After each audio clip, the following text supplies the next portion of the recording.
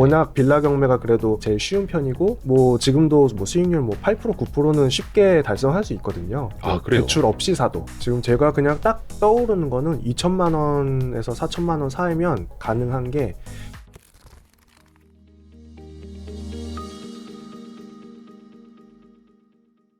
2023년에 부동산 경매 투자를 주목해야 된다는 분들이 많으세요. 네네네. 그러니까 희비가 굉장히 엇갈리는 건데 한계에 부딪힌 분들이 이제 경매로 좀 넘기는 경우가 네네네. 많아지고 있고 그걸 주시하는 분들 입장에서는 좋은 매물이 싼 값에 경매 매물로 많이 넘어오니까 그거 현찰이 있는 사람들 그거 준비해야 된다. 이렇게 또 그래서 경매를 공부하시는 분들이 계시더라고요. 네, 맞습니다. 되게 다시 말씀드리면 희비가 엇갈리는 거긴 한데 맞아요. 그래도 우리가 조금 준비하고 미래를 대비하자라는 입장에서 빌라 경매 네. 콘텐츠를 좀 한번 만들어 보려고 하고 있고요. 지금도 그럼 경매 계속 알아보고 계세요? 그럼요. 이거는 평생 해야 되는 거라고 생각을 하고 평생? 있어요. 그 요즘에도 법원 자주 가요? 한 달에 법원에? 한 2번 정도는 최대한 맞춰서 살 때까지. 직장인이잖아요. 그 뭐 평일에만 연차도 하잖아요. 있고. 네, 맞습니다. 경매 네. 법원은. 네네네. 그러면 뭐 연차나 반차를 내고 계속 하는. 네네. 열심히. 맞습니다. 그리고 요즘에 경매 법원 분위기는 좀 어때요? 그 물건들이 훨씬 더 많이 쏟아지고 있는지 아니면 경매를 좀 사려는 사람들이 더 많아지는지. 이게 앞에서 말씀 살짝 해주신 것 같이 이제 뭐 희비가 엇갈린다고 해주셨잖아요. 근데 예를 들면은 이제 뭐 금리의 영향을 많이 받는 좀 상가라든지 아파트라든지 그런 애들은 금리가 좀 많이 낮아졌을 때는 가격이 이제 좀 급격하게 상승을 하고 또 이제 지금같이 금리가 조금 올라가는 시기에는 그거에 이제 영향을 많이 받아서 네. 가격이 좀 하락하는 영향이 있어서 네. 그걸 노리고 이제 뭐 경매에 참여하시는 분들이 많이 계셔서 그거에 따라서 좀 이렇게 과열되고 그럴 수가 있다고 생각을 하는데 빌라 같은 경우는 이게 뭐 장점일 수도 있고 단점일 수도 있는데 제가 보기엔 항상 꾸준한 것 같습니다. 이거는 워낙 제가 사는 것 같은 경우는 뭐 3천만 원에서 6천만 원, 뭐 1억 미만으로 언제든지 살 수 있는 물건들이 많기 때문에 굳이 뭐 금리의 영향을 받지 않고 항상 꾸준히 나오고 있어서 제가 아까 말씀드린 것 같이 이제 만약에 정말 뭐 금리 영향을 많이 받았으면 제가 3번 갔을 때 3번 다 샀어야지 맞는 거거든요. 근데 많은 분들이 관심을 갖고 또 계속 꾸준히 입찰을 하는 거 보면은 크게 영향을 받지 않는 거 아닌가 이렇게 오히려 생각이 듭니다. 여전히 빌라 경매는 입찰자들이 많아요. 입지나 미래에 좀 더 좋아질 것 같다 이런 데는 좀 더 과열이 되고 약간 외진 데는 좀 덜 하긴 한데 그래도 이제 저같이 기본적인 수익률을 생각하고 입찰하시는 분들은 꾸준하게 있기 때문에 가면 뭐 무조건 된다 이런 건 좀 아닌 것 같고 이제 그래도 꾸준히 관심 갖고 입찰을 해주셔야 가능성이 있다 이렇게 생각을 합니다. 또 그 바닥 이제 선수들 선수랄 것까지는 없지만 워낙 또 이제 빌라 경매가 그래도 뭐 경매에 다양한 분야들이 있지만 뭐 토지도 있고 상가, 뭐 공장 이렇게 다양하게 있지만 그 중에서도 주거용이 제일 쉬운 편이고 아파트 다음으로 쉬운 게 또 빌라에 해당이 되기 때문에 뭐 아주 난이도가 높진 않거든요. 네. 그래서 좀 뭐 쉽게 접근할 수 있어서 많은 분들이 좀 도전을 하지 않나 이렇게 생각이 들긴 합니다. 그래도 뭐 지금도 뭐 수익률 뭐 8% 9%는 쉽게 달성할 수 있거든요. 그래요? 대출 없이 사도. 그래서 뭐 크게 그런 경기에 영향 받지 않고 계속 도전하면은 장기적으로는 분명히 좋은 결과가 있지 않을까. 투자 수익률이 연 8, 9%. 기본적으로는 뭐 너무 욕심부려서 비싸게만 안 사시면 충분히 가능하다 이렇게 생각합니다. 그러니까 나중에 어떻게 보면 되파는 것도 생각을 해야 되고 그러니까 그쵸. 비싸게 사면 안 된다. 지난 4월인가요? 그때 나왔을 때도 항상 싸게 사야 된다. 네네네. 예, 강조를 많이 했었던 거고 그래서 맞습니다. 조금 거품 껴 있을 때 잘못 샀다가 나중에 되팔 때도 좀 문제 있고 또 투자 수익률이 안 나오면 또 더 문제가 되니까 네. 특히 이거는 월세를 딱 타겟팅해서 사는 거잖아요. 맞습니다. 그리고 워낙 제가 전에도 한번 말씀드렸던 것 같이 뭐 직장인들이 편하게 시간 내서 아무 때나 방문해도 좋은 물건들이 항상 나오는 게 빌라거든요. 빌라 경매. 그렇죠. 예. 경매에서 빌라는 항상 좋은 물건들이 뭐 꾸준히 보시기만 하면 계속 나오기 때문에 뭐 굳이 너무 이거 한 물건에 너무 집착을 하셔서 높은 가격에 입찰하는 건 좀 리스크가 있지 않을까 이렇게 생각이 들고 그냥 여러 번 도전해서 그 중에 하나를 받으면 그게 더 나중에는 좋은 결과가 있지 않을까 저는 이렇게 생각을 하거든요. 뒷부분에 좀 주의해야 될 사항도 또 한번 더 여쭤볼게요. 네. 근데 이제 경매 투자도 여러 가지 종류가 있어요. 뭐 상가도 방금 말씀해 주셨고 아파트도 있고. 근데 많은 투자 방법 중에 꼭 빌라 경매를 택하시는 이유는 뭐예요? 이 책에서도 조금 부끄럽지만 제가 어느 학교다 이렇게 출신이 나와서 이게 표현이 돼 있긴 한데 공부 잘하는 학교. 그렇죠. 네네. 공부 잘하는 학교라고 하는 곳에 나오긴 했는데 그래도 제가 공부를 남들보다 조금 잘했을지 몰라도 이제 뭐 투자를 잘한다고는 전혀 생각하지 않거든요. 네. 실제로 제가 이제 이전에는 뭐 그런 암호화폐라든지 뭐 주식에서는 좀 쓴맛을 본 적이 있기 때문에 그래서 항상 조심해서 투자를 해야 된다. 그래서 최대한 실패하지 않는 투자를 해야겠다 이렇게 생각을 하고 도전한 게 이제 경매 파트인데 그 중에서도 상가라든지 뭐 다른 뭐 토지라든지 공장이라든지 이런 것들은 빌라에 비해서 제가 들어가야 되는 목돈도 어느 정도 좀 크게 들어가는 것도 있고 그리고 아무래도 저 같은 경우는 이제 주거에 해당되는 부동산 같은 경우는 항상 맞닥뜨리기 때문에 좀 네. 익숙해져 있지 않겠습니까? 근데 상가나 다른 부분들은 좀 더 공부를 해서 들어가야 되지 뭐 이렇게 빌라나 다른 주거용에 비해서 좀 더 이렇게 뭐라 그럴까 리스크가 좀 더 있다 이렇게 생각이 들고요. 그래서 좀 더 쉬운 것부터 접근을 하는 거고 제가 실제로 과거에 이제 상가 같은 것도 입찰을 해봤는데 네. 입찰을 할 때부터 목표 수익률이 더 낮게 생각할 수밖에 없더라고요. 시세라든지 이제 실제로 낙찰되는 가격들을 보면. 그래서 상가는 뭐 6% 정도의 수익률을 기대하고 들어가서 낙찰을 받으면 뭐 괜찮다 이렇게 보통 평가를 하는 것 같고 네. 근데 이제 저는 빌라 같은 경우는 그래도 최소한 8에서 10% 정도는 보고 들어가야 된다 이런 생각이라서 좀 타겟이 다른 것 같아요. 수익률 타겟이. 뭐 일단 예. 물론 더 잘하시는 분들은 뭐 10% 이상으로 상가 수익률 볼 수 있다 이렇게 하시지만 제가 봤을 때 그건 더 어렵다고 생각이 들어서 일단 시작은 주거용 같이 더 익숙한 걸 먼저 하시는 게 낫지 않을까 이렇게 생각합니다. 뭐 물론 이제 경매 투자도 뭐 1, 20억 단위 하시는 네네네. 분들도 있고 그렇죠. 근데 이제 소액으로 할 수 있는 맞습니다. 그리고 좀 난이도가 상대적으로 낮은 네네. 그래서 리스크도 좀 낮출 수 있는 네. 그래서 이제 빌라 경매를 네. 한다라는 거고 이게 꼭 빌라여야 할 필요가 있는 거예요? 예를 투자 들- 대상으로서? 뭐 예를 들어서 네. 비슷한 예를 네. 들어서 막 2천만 원에서 한 4천만 원 정도로 네. 경매 투자를 하고 싶은데 사실 그러면은 투자 대상은 한정적이죠. 한정적이죠. 지금 제가 그냥 딱 떠오르는 거는 2천만 원에서 4천만 원 사이면 가능한 게 예를 들면은 뭐 도서 산간에 있는 임야라든지 아니면 도심에서도 이제 뭐 개인의 땅이지만 도로로 사용하고 있는 곳들이 있거든요.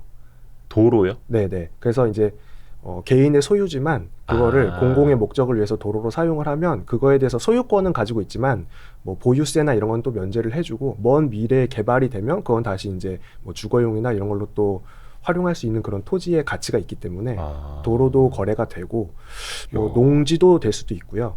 아니면은 뭐 좀 저렴한 오피스텔 같은 거 정말 뭐 도시형 생활주택이나 오피스텔 같은 경우에서도 실제 전용 면적이 뭐 4평, 5평 이런 것들은 좀 쌀 수 있거든요. 뭐 외곽이나 작은 거. 네네. 근데 이제 앞에서 말씀드린 것 같이 토지 같은 경우는 이게 정말 내가 이거를 구매를 해서 직접 이용을 하겠다라고 하면은 괜찮을 수도 있는데 그게 아니라면 다른 분들이 사용할 수 있게끔 뭐 빌려준다든지 뭐 사용할 수 있는 그런 방안이 있어야 되는데 그런 게 없으면 아무래도 사고 나서 계속 이게 수익이 발생되지 않을 수도 있기 때문에 그런 걸 좀 충분히 어떻게 보면 이렇게 뭐 엑시트할 수 있는 걸 좀 더 생각을 하시고 접근하는 게 좋을 것 같고 오피스텔이나 뭐 도시형 생활주택 같은 경우도 저렴한 가격에 매수를 할 수 있지만 이제 빌라 같은 경우는 비교적 토지 지분이 많기 때문에 미래 가치도 어느 정도 있다고 생각이 들거든요. 네. 근데 오피스텔 같은 경우는 당장의 수익은 비슷할지 몰라도 미래 가치는 좀 떨어지는 면이 있습니다. 워낙 그래요? 이제 토지 지분이 훨씬 적기 때문에 예를 들어서 이제 제가 주로 투자하는 이제 수도권 외곽 특히 뭐 인천 같은 경우는 뭐 빌라를 사면은 10평짜리 빌라면은 토지 지분이 뭐 5평, 6평 또는 뭐 많으면 10평까지 될 수 있거든요. 그러면 이제 뭐 개발을 했을 때 충분히 가치 있는 뭐 아파트라든지 다른 용도로 개발이 됐을 때 이제 뭐 수익을 얻을 수 있는데 오피스텔 같은 경우는 지분이 뭐 2평 뭐 이렇게 되면 그 개발할 가능성이 더 낮지 않을까. 물론 저는 오로지 월세만을 생각하고 매수를 하긴 하지만 그래도 미래 수익을 또 아예 생각하지 않을 수는 없거든요. 그러니까 첫 번째는 월세 수익이고 네네. 나중에 시세 차익이라든지 개발에 따른 이익은 네네. 부가적인 거로 생각을 해야 네. 그래도 조금 더 안전하게 투자를 할 수가 있는. 네네. 야, 근데 10평짜리 빌라를 사는데 토지 지분이 5, 6평이 나온다. 그럼요. 그래요? 옛날 건물들은 대부분 그렇습니다. 지금 거의 그냥 땅을 사는 개념으로 맞습니다. 네네. 역발상으로 투자를 네네. 해도. 그래요? 그럼 이따가 그래서- 좀 알려주고 가요. 네, 알겠습니다. 근데 아까 잠깐 얘기 중에 네. 대출 없이 사도 지금 네. 연 한 8, 9% 정도의 수익률이 나온다라고 이야기를 했어요. 맞습니다. 근데 지금 이제 금리가 굉장히 높은 시절이어서 만약에 대출을 좀 동원을 해서 사신다라는 분들은 그럼 기대 수익률이 확 떨어지는 건가요? 지금처럼 이제 고금리 시절에는? 물론 단기간으로 보면 이게 좀 수익률이 뭐 첫 한두 해 정도는 좀 아쉬울 수도 있을 것 같아요. 네. 근데 이제 우리나라 같이 어느 정도 금융시장이 되게 성숙한 나라는 이렇게 뭐 5% 이상 뭐 7% 되는 이제 시장 금리가 지속적으로 유지되기는 좀 어렵다고 생각이 들거든요. 그래서 많은 분들이 이제 최근에 급격히 상승하는 물가 상승 때문에 이제 단기간 뭐 예를 들면 뭐 길게 생각하면 2년, 뭐 짧게 보면 내년 중후반 정도까지 어느 정도 이제 금리를 높게 가져가고 그 이후부터는 어느 정도 다시 낮아지지 않겠냐 이렇게 많이 예측을 하시고 실제로 뭐 미국에서도 이제 금리를 이제 계속 발표를 하는데 뭐 점도표 이런 것도 있지 않습니까? 그런 걸 봤을 때 향후에는 이제 좀 낮아질 여력이 있어서 그러면은 지금 사는 게 그게 쭉 이어지는 게 아니고 향후에는 더 개선될 수 있는 여지가 있기 때문에 그런 걸 크게 신경 쓰고 뭐 살 필요는 없다고 생각이 들고요. 그리고 지금 실제로 대출을 받아도 제가 알기로는 뭐 근저당 같은 경우는 뭐 6% 중후반에도 어느 정도 가능한 걸로 알고 있거든요. 지금 기준으로 물론 더 올라갈 여지가 있지만 근데 제가 아까 말씀드린 것 같이 대출 없이 매수를 해도 9% 10%짜리 물건들이 얼마든지 있기 때문에 뭐 초반에도 그렇게 뭐 크게 리스크하다 이렇게 생각이 들지는 않습니다. 그럼 예를 들어서 뭐 한 7%짜리 그 이자를 쓰고 있다. 그러면 기대 수익률은 한 2, 3%로 훅 낮아질 수도 있는 그 금융 비용을 감안을 하면 뭐 단순히 산술 계산하면 그럴 수 있죠. 네네네. 좋습니다. 그래서 이거는 본인의 어떤 잉여 자금으로 하느냐, 레버리지를 동원을 하느냐, 그 차이에 따라서 이제 본인의 전략하고 좀 연계가 될 테고, 그 경매 투자를 해도 대출이 나오기는 나오죠. 그렇죠. 경매가 특히 더 대출이 일반 매매에 비해서는 더 잘 나오죠. 뭐 LTV 이런 거? 그런 거는 제가 알기로는 아직은 일반 매매하고 거의 동일하게 반영이 되는 걸로는 알고 있는데, 이제 뭐 최근에 이제 서울을 제외한 경기도나 인천 지역 같은 경우는 규제가 해지가 됐기 때문에 어느 정도 대출을 좀 더 활용할 여지가 있을 것 같고 저 같은 경우만 해도 이제 뭐 기존의 근로소득에다가 이제 월세 소득까지 합쳐서 어느 정도 소득이 나와주고 있는데 그거에 비해서는 제가 지금 받고 있는 대출이 되게 뭐 많지 않은 편이거든요. 그래서 제가 지금 계산을 해봤을 때는 지금의 2배 이상의 대출을 훨씬 더 많이 사용할 수 있는 여력이 있다. 대출 여력. 그러니까 뭐 DSR 같은 거 봤을 때 개인적으로 봤을 때 이제 근데 그런 걸 제외하고라도 이제 원래 규제가 있을 때는 본인의 1주택 제외하고 추가로 주택을 이제 매수를 하실 때는 근저당을 더 활용할 수 없는 상황이었는데 이제 규제가 없어지다 보니까 자신의 소득에 따라서 추가로 대출을 활용할 수 있는 여력이 있는 거죠. 근데 앞에 말씀해 주셨던 부분을 살짝 정정을 한다면 어쨌든 간에 이제 제가 매수하려는 빌라가 만약에 이제 대출을 활용하지 않았을 때 순수하게 10% 수익률을 기대할 수 있는데 근저당을 받았을 때 예를 들어서 뭐 금리가 뭐 6.5에서 7%다. 그러면 이제 3%만 먹는다기보다는 사실 제가 그렇게 해서 대출을 받아서 제 자본이 최소한으로 들어갔고 만약에 보증금을 조금 일부 받아서 제 돈이 아예 안 들어갔다면 그건 수익률이 무한대인 거잖아요, 사실은. 그게 레버리지 효과죠. 레버리지 효과죠. 근데 이제 제가 생각했을 때는 장기적으로는 어차피 금리가 뭐 계속 오르지는 못할 것 같다. 이렇게 생각. 그런 계산이라면. 혹시 우리 바오밤 나무님은 개인 명의로 쭉 사시는 거야? 아니면 법인을 만들어서 하시는 거야? 부동산 투자 어떻게 하시는 거야? 제가 지금으로는 아직은 이렇게 막 규모가 많진 않다 보니까 법인을 딱히 고민하고 있진 않은데 9개, 10개 있는 걸로 알고 있는데 그게 그래도 이제 제가 이제 개인적으로 별도로 보유하고 있는 이제 주거용 아파트가 하나 있고 나머지로 갖고 있는 빌라 이제 전에는 10채였는데 지금 이제 9채가 됐거든요. 하나 팔았어요? 네, 하나 팔았습니다. 그래서 이제 9채까지 포함해서 총 10채를 합해도 뭐 종합부동산세 대상이 아직 안 돼서 그러니까 완전 소액 이렇게 투자를 하다 보니까 또 그거는 공시지가도 좀 낮을 테고 시세는 6천인데 뭐 공시지가는 뭐 2,500 이런 수준이라서 그래서 아직은 멀었습니다. 근데 거기에서 이제 월세 수입을 쭉쭉 뽑아내고 있는. 그거는 지난번에 몇 채 어떻게 투자했고 월세는 얼마큼 받고 요거는 지난번 영상 참고해 주시면 감사하겠습니다. 왜냐면 그건 이미 했던 이야기여서 또 반복하기는 좀 그래서 저희가 그 링크 같이 남겨드릴게요. 고정 댓글에. 좋은 빌라를 찾아서 싸게 사야 되는데 이건 뭐 제가 아무것도 모르는 상태에서 책을 써도 그렇게 하라고 얘기를 하겠죠. 근데 여기서 말하는 좋은 빌라란 어떤 걸 말하는 걸까요? 생각을 해야 되는 게 저희가 투자하는 목적이 있잖아요. 그래서 이제 예를 들어서 뭐 아파트라든지 뭐 단독주택에서 우리 가족과 함께 살겠다 이러면은 정말 뭐 다양한 면들을 봐야 되지 않겠습니까? 네, 그렇죠. 뭐 교통, 입지, 뭐, 교통, 네, 뭐. 입지, 교통, 뭐 집에 해가 많이 잘 들어오고 뭐 그런 걸 다양하게 봐야 되고 뭐 마트라든지 학교라든지 이런 걸 봐야 되는데 그런 게 아니고 이제 저희는 정말 뭐 단순하게 말을 하면 돈을 벌기 위해서 경매를 진행을 하는 거다 보니까 특히 월세 수익. 네, 예. 투자를 하는 거다 보니까 이곳에 사람이 들어올 만한 여력이 되겠다, 조건이 되겠다라고 하면은 수익률 하나만 보고 투자를 하면 된다고 생각을 하거든요. 아하. 근데 이제 뭐 예를 들면은 그 집의 조건이라든지 주변 환경이 좀 다른 뭐 예를 들어 100m, 500m 안에 있는 다른 빌라에 비해서 좀 조건이 안 좋다. 예를 들면은 뭐 주변은 평지인데 거기만 높은 언덕이고 거기서 내가 사려는 데가 또 3층, 4층이다. 예. 이러면은 조금 경쟁력이 떨어질 수 있거든요. 아니면은 뭐 주변에는 다 뭐 교통이 좋아서 뭐 지하철은 없더라도 뭐 버스로 도보 뭐 2, 3분 안에 어느 정도 들어갈 수 있는데 내가 투자하려는 곳만 알고 봤더니 뭐 좀 더 걸어서 들어가야 되는 조건이라든지 뭐 그런 뭐 상황이라든지 아니면은 뭐 다른데 대부분은 해가 잘 들어오는데 내 것만 좀 안 좋아. 이러면 조금 안 좋을 수 있는데 그럼에도 불구하고 가격 경쟁력이 또 있으면 그래도 또 뭐 나쁘진 않거든요, 사실은. 그러니까 가성비를 네. 계속 따져봐야 되는 가성비를 거네요. 좀 따져봐야 될 것 같아요. 이게 그 접근성은 뭐 당연히 이제 최고죠. 그게 제일 중요합니다, 사실. 근데 그것도 이제 뭐 사실 전철역에 가까운 빌라를 뭐 싸게 사기는 쉽지는 않을 테니까. 근데 최소한 뭐 버스 정거장에서라도 좀 가까워야 되는 약간 이런 식으로. 네네. 근데 층수는 3층, 4층을 사람들이 별로 안 좋아해요? 3층, 4층을 딱 안 좋아한다기보다 예를 들면은 끝층을 좀 안 좋아하는 경향은 있어요. 추워서. 맨 꼭대기층이나 아예 반지하나 이쪽은 좀 선호를 안 하시는 게 사실이거든요. 왜냐면은 아파트에서도 제일 꼭대기층은 말씀하신 것 같이 좀 추운 것도 예. 있고 그리고 빌라 같은 경우는 제가 주로 투자하는 빌라는 좀 노후된 걸 많이 투자를 하다 보니까 엘리베이터가 없는 게 대부분이거든요.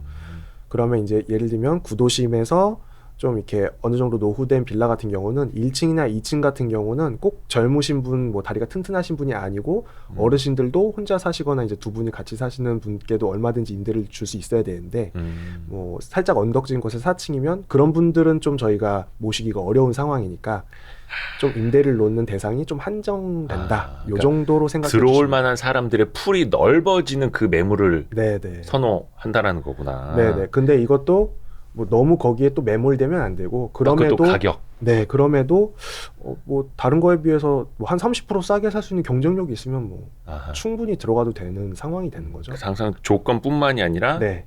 가격 대비, 네, 가격 대비 계속 생각을 해야 되는 거네요. 네네네.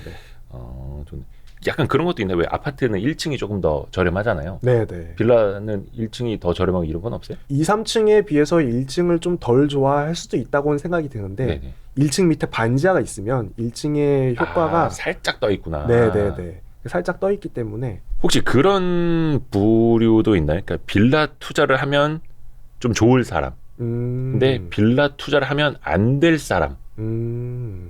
이게 있을까요, 혹시나? 빌라 왜냐면 투자를 이제 하면 안 될 그냥 사람. 월세 수익만 기대하는 건 누구나 기대를 할 수가 있는데 네네네. 이게 또 괜히 했다가 또 후회하실 수도 있으니까. 기존에 뭐 크게 자산이 있었던 분들, 예를 들어서 뭐 서울 주요한 지역에 고가 주택이 있으신데 이게 한 4, 5년 보유를 하고 계셔서 이제 뭐 매도를 했을 때 양도 차익이 뭐 몇 억 발생하게 되는 상황이 됐어요. 근데 1주택자일 때 몇 년 이상 또 보유를 하고 계시면 세금을 감면받는다거나 그런 효과가 있을 수 있고 네.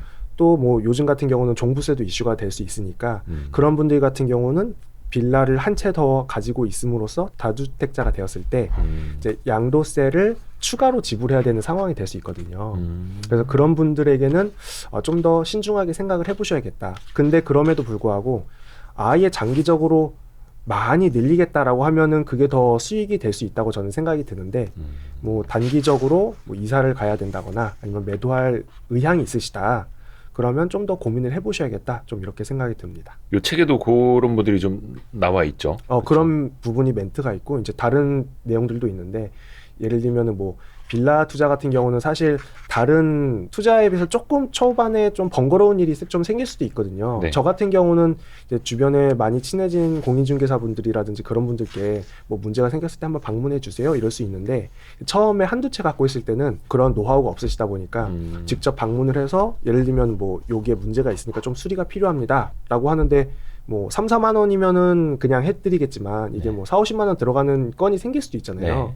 그러면 직접 가서 한번 보고 수리를 결정해야 되는 상황이 될 수도 있으니까 그런 번거로운 일들을 생각했을 때는 난 좀 빌라 투자를 함으로써 시간이 초반에 좀 뺏기는 게 너무 아까울 것 같아. 이런 생각을 갖고 계시면은 조금 꺼려질 수도 있을 거라는 생각이 들긴 하거든요. 근데 저는 이제 이미 여러 채를 보유를 하고 있고 장기간 투자를 하다 보니까 그런 상황에 있어서 뭐 어떤 분한테 뭐 요청을 해야 빨리 해결한다든지 그런 걸 이제 알고 있는데 초반에는 직접 맞닥뜨려서 공부하는 과정이 필요하잖아요. 이제 그런 게 좀 내 성격에 안 맞겠다. 아니면은 뭐 임대인으로서 임차인을 많이 만나는 게 좀 껄끄럽겠다.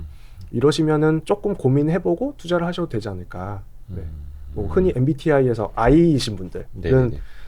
사실 좀 임차인하고 조금 네. 부딪힐 네네. 수도 있고 뭐 하니까 스트레스를 초반에 좀 받으실 수도 있을 것 같아요. 사실 근데 저 같은 경우는 거의 뭐 분기에 한두 번 카톡하는 게 다긴 한데 또 초반에는- 의외로 자주 연락이 오진 않는다 하더라고요. 왜냐면 그 임차인들이 임대인한테 연락하는 걸 부담스러워한대요. 거의 안 옵니다. 네, 거의 뭐 네. 보일러 고장 나거나 네, 뭐 네, 수도 네. 터지거나 이럴 네. 때 아니면은 네, 맞아요.